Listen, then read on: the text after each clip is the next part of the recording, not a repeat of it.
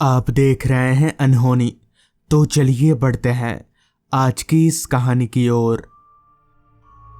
आसमान पर चांद और जमीन पर चांद की हल्की रोशनी में बन रही धुंधली सी मेरी परछाई को निहारते हुए मैं टाइम पास कर रहा था, क्योंकि मुझे जिस बस का इंतज़ार था उसको यहाँ आने में करीब 1 घंटे जैसा वक्त लगने वाला था। दरअसल इस गांव में मेरे दोस्त ने एक नया घर बनाया था। उसके नए घर में आज गृह प्रवेश की पूजा थी। उसने मुझे रात भर उसके घर में रुकने के लिए बहुत बोला, मगर उसके खुद के रिश्तेदारों से ही उसका पूरा घर भर चुका था और ऐसे में अगर मैं वहाँ रुकता तो मुझे ही तकलीफ होती। इसलिए मैं वहाँ से भाग आया। बस स्टॉप की बेंच पर मैं बहुत देर से बैठा हुआ था। बैठे बैठे कमर दुखने लगा, लिहाजा मैं उठकर खड़ा हो गया। रोड की दूसरी तरफ एक पंचर की दुकान थी। पंचर वाला अपनी दुकान में चुपचाप बैठा हुआ था। मैंने सोचा जब तक बस नहीं आती तब तक इस पंचर वाले को ही पकाया जाए। यही सोचकर मैं रोड पार करके उस पंचर दुकान के पास गया। उस पंचर वाले ने मुझे एक नज़र अच्छे से देखा और फिर बोला, क्या बात है साहब, पंचर लगवाना है? पर आपकी गाड़ी कहाँ है? इस पर मैंने मुस्कुराते हुए जवाब दिया, नहीं नहीं, पंचर नहीं बनवाना है। मैं तो बस ये पूछने आया था कि ये जो लास्ट बस है वो कब आएगी? इस पर पंचर वाला बोला, बस को यहाँ आने में अभी लेट है। वैसे आपको जाना कहाँ है? तो मैंने जवाब दिया, मुझे तो निकेतपुर जाना है। इस पर पंचर वाला बोला, निकेतपुर? वो तो आप बस का इंतज़ार क्यों कर रहे हैं? नाव से चले जाइए, जल्दी पहुंच जाएंगे। बस आपको बहुत घुमा कर ले जाएगी। इस पर मैंने बोला, पर किधर, कहाँ से, कैसे मिलेगा नाव? मैं नया हूँ ना, मुझे कुछ आइडिया नहीं है। इस पर पंचर वाले ने बोला, कोई बात नहीं, आप थोड़ी देर रुकिए, मेरा गांव भी उधर ही है। मैं थोड़ी देर में दुकान बंद करता हूँ, फिर हम दोनों साथ में निकलेंगे। पंचर वाले की इस बात पर हामी भरते हुए मैं भी उसके बगल में ही बैठ गया, क्योंकि अगर थोड़ा जल्दी घर पहुँच जाऊँगा तो मेरा ही अच्छा होगा। कुछ देर तक राह ताकने के बाद भी जब कोई ग्राहक नहीं आया तो पंचर वाला धीरे धीरे अपनी दुकान समेटने लगा। पूरी तरह से दुकान समेट लेने के बाद उस पंचर वाले ने मुझसे बोला, चलिए भाई साहब मेरे साथ। और इतना बोलकर उस आदमी ने चलना शुरू कर दिया। मैं भी उसके साथ साथ चले जा रहा था। कुछ दूर चलने के बाद ही वो पंचर वाला रोड से नीचे उतरकर जंगलों की ओर जाने लगा। जिस पर मैंने बोला, इधर कहाँ जा रहे हैं हम लोग?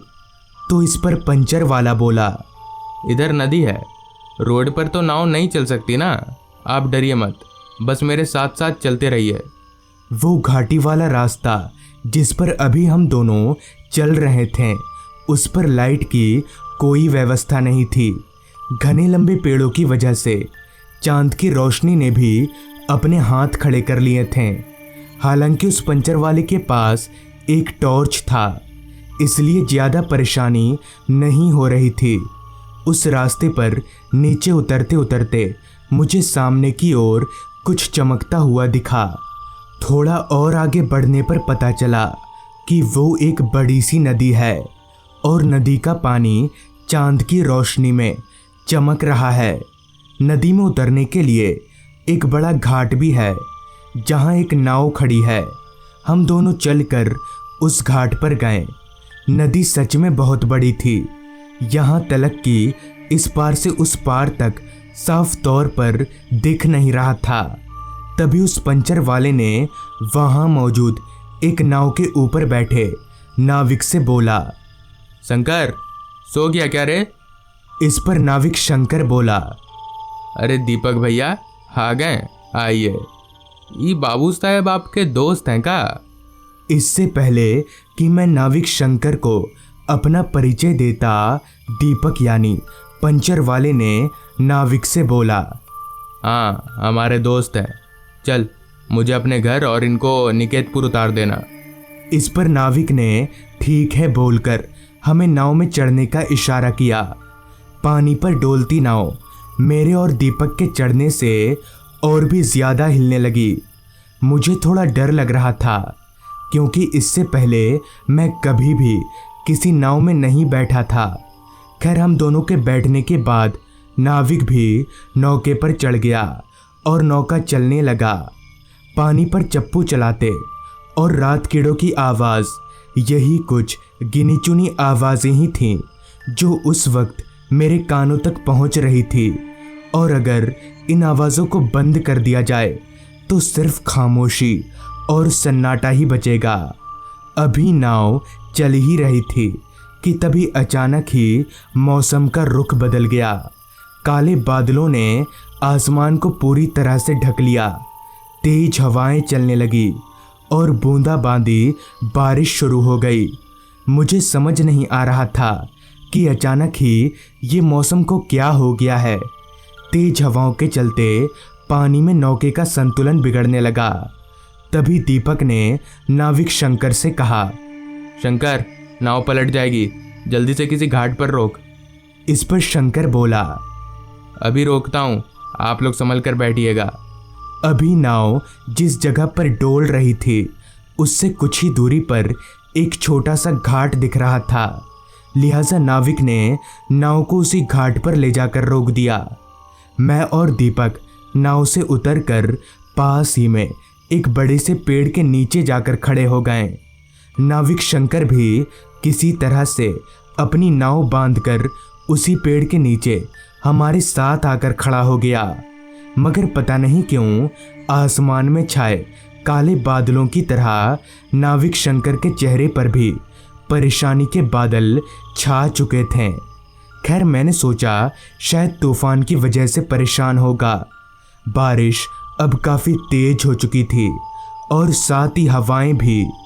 अब कहीं ना कहीं मुझे अफसोस हो रहा था कि मैं बेकार में ही यहाँ पर आ गया।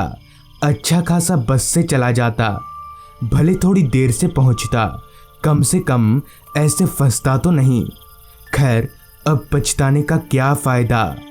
अब हम तीनों को वहाँ खड़े खड़े तकरीबन 20 मिनट बीत चुके थे। हम थक चुके थे, मगर बारिश नहीं। परेशान होकर मैं उसी पेड़ के नीचे बैठ गया। हालांकि पेड़ बहुत बड़ा और घना था, इसलिए हम भीग नहीं रहे थे। कुछ ही देर में दीपक और नाविक भी मेरी ही तरह पेड़ के नीचे बैठ गए।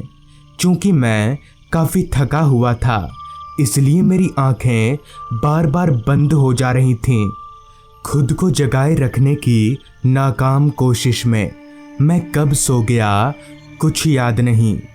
पता नहीं कितनी देर मैं सोया रहा, लेकिन जब मेरी आंख खुली तो मुझे किसी के चीखने चिल्लाने की आवाज़ें आ रही थीं। मैं उस दर्दनाक चीख को सुनकर चौंकते हुए उठकर खड़ा हो गया। आजू बाजू देखा तो दीपक और नाविक शंकर वहाँ से गायब थे। पहले तो मैंने सोचा कि कहीं मुझे छोड़कर चले तो नहीं गए, मगर दूसरे ही पल जब सामने देखा तो नाविक शंकर का नौका उसी तरह से बंधा हुआ था और पानी में हिचकोले खा रहा था। अभी मैं उन दोनों के बारे में सोच ही रहा था कि तभी फिर से किसी के चीखने की दर्दनाक आवाज़ ने मेरे कान के पर्दों को हिलाकर रख दिया। वो आवाज़ किसी और की नहीं बल्कि पंचर वाले दीपक की थी। आवाज़ पहचानते ही मैं बिना किसी अगर मगर के उस ओर भागा जिधर से वो आवाज़ आई थी। भागकर कुछ दूर जाते ही मुझे किसी के कुछ चबाने की आवाज़ आने लगी। आवाज़ घने झाड़ियों के पीछे से आ रही थी। मैंने जब अपने हाथ से झाड़ियों को सरकाकर देखा तो मेरा दिल धकसा हुआ, मानो मेरे बदन का सारा खून सूख गया हो, क्योंकि वहाँ एक आदमी था। उसकी आंखें एकदम लाल थी और माथे पर 2 सींग थे। मगर उससे भी ज्यादा खौफनाक तो ये था कि वो लाल आंखों वाला आदमी दीपक के शरीर को फाड़कर खा रहा था। दीपक की लाश के बगल में ही नाविक शंकर का कटा हुआ सिर पड़ा था। वो आदमी बहुत ही बेरहमी से दीपक के शरीर की आंतों को निकालकर खा रहा था। मुझसे ये खौफनाक मंजर देखा ना गया और मैं दबे पैर वहां से भागकर नदी के तट पर आ गया। मुझे मेरी आंखों पर यकीन नहीं हो रहा था। किसी तरह से पूरी रात मैंने उस घाट पर ही बिता दी। अगली सुबह मुझे वहां से एक नाव गुजरती दिखी। मुझे देखकर वो नाव मेरे पास आकर रुकी। नाविक अपनी हैरान निगाहों से मुझे देखे जा रहा था। मैंने उस नाविक को सारी बात बता दी, जिस पर उसने कहा, इस घाट पर रात में कोई नहीं आता है। यहाँ पर एक नर पिशाच का आतंक है। ऊपर से आप जैसा बता रहे हैं उस हिसाब से आप लोगों के पास उस तूफान में यहाँ रुकने के अलावा और कोई चारा नहीं था। इस पर मैंने पूछा, पर उस पिशाच ने मुझे क्यों नहीं मारा? तब उस नाविक ने मेरे गले की ओर देखते हुए कहा, जिसके गले में माँ दुर्गा का लॉकेट हो उसे कोई आत्मा छू भी नहीं सकती। तो इस तरह से उस रात माँ दुर्गा की वजह से मेरी जान बच गई। मगर मुझे दीपक और नाविक शंकर के मरने का अफसोस है, जो शायद जिंदगी भर रहेगा। तो दोस्तों, ये थी आज की कहानी। अगर आपको ये कहानी अच्छी लगी हो तो चैनल को ज़रूर सब्सक्राइब कर लें। तो मैं आपका दोस्त आर्यन जल्द ही मिलूंगा आपसे ऐसी ही एक कहानी के साथ।